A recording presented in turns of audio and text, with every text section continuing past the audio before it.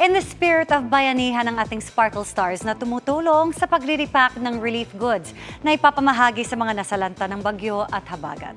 Ibinahagi din nila ang kanilang experience kahapon sa gitna ng masamang panahon. Makichika live kay Aubrey Carampel. Aubrey?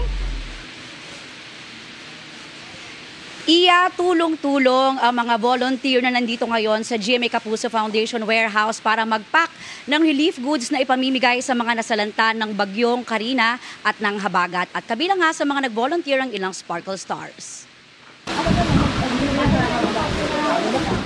Mula kaninang umaga, walang tigil na ang pagre-repack ng relief goods ng mga kapuso nating volunteers dito sa warehouse ng GMA Kapuso Foundation sa Quezon City. Ang ilang Sparkle Stars tumulong din para sa kahit daw maliit na paraan ay makapagbigay sila ng tulong sa mga nasalanta ng bagyo. Tulad ni Rocco Nasino, Kim Perez at Elijah Alejo. It's our way of giving back po sa mga kapuso na lagi po tayong sinusuportahan, di ba? Maging ang pamilya ng ilan sa mga artist kasama sa mga nasalanta ng malawakang pagbaha kahapon. Tulad ni Pulang Araw star Ashley Ortega, ang bahay ng kanilang pamilya sa Cainta, binaha. They stayed na lang sa second floor, though they're safe naman. Yun nga lang, may mga gamit talaga na nasira. Kaya alam daw nila ang kahalagahan ng pagtulong. As much as possible, if I'm capable to help other people, I'm always willing to help. Nakipagbayanihan din si Sangre Flamara at TikTok Lock host Faith Da Silva at Jason Gainza. Siguro ito na lang yung maliit na bagay na pwede namin gawin para makatulong sa kanila bukod sa aming mga panalangin. Nag-volunteer din sa pagbabalot ng relief goods ang Quezon City Reservists ng Philippine Army. Kabilang ang singer at Army Reservist na si First Lieutenant Ronnie Liang. Kahapon, sa kasagsagan ng pagbuhos ng malakas na ulan, ay personal ding sumama si Ronnie sa rescue operations sa Barangay Rojas District sa Quezon City.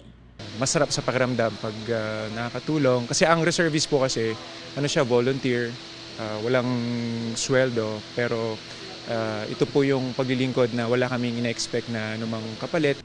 Ang ilang Sparkle Stars na tumulong din sa pag-repack, sina Olive May, Kirst Viray, Angel Litton, at AZ Martinez.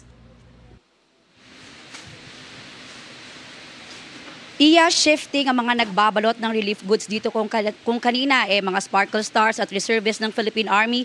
Kasama naman natin ngayon ay volunteers mula sa Civil Military Operations Group ng Philippine Navy. At para sa mga nais pong tumulong pa, tuloy-tuloy po na tumatanggap ng donasyon ang GMA Kapuso Foundation. Yan muna ang latest, Iya.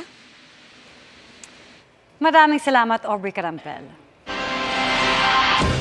Mga kapuso, maraming kababayan natin ang apektado ng matinding baha dulot ng habagat na pinalakas ng Super Typhoon Karina. Kumikilos na po kami upang maghatid ng agarang tulong, kung kaya't nananawagan kami sa inyong lahat upang makipagbayanihan. Bukas po ang GMA Kapuso Foundation para sa inyong tulong. Ang inyong donasyon ay 100% tax deductible. Magbayanihan tayo, mga kapuso.